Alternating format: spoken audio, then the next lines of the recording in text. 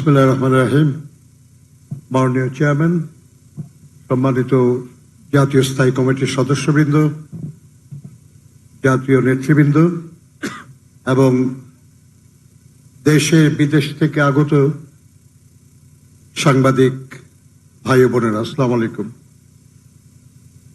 প্রথমেই আমি আপনাদের যারা সংবাদকর্মী, সাংবাদিক, তাদের আন্তরিক কৃতজ্ঞতা এবং ধন্যবাদ জানাই যে তারা আমাদের আমন্ত্রণে আজকে অনুষ্ঠানে উপস্থিত হয়েছেন।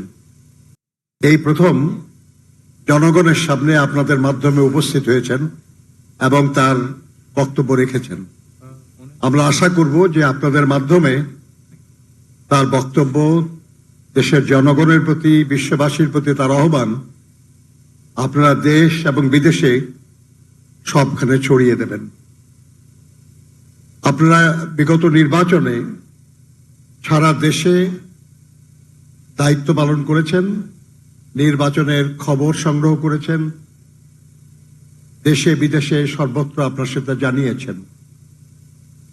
আমরা আশা করব আগামী দিনেও আমাদের উন্নয়ন প্রয়াস, আমাদের দেশ গড়ার লড়াইয়ে আমাদের নেতা জনাব তারেক রহমানের নেতৃত্বে আগামী দিনের বিএনপির যে কার্যক্রম, সে কার্যক্রমে আপনারা সহযোগিতা করবেন,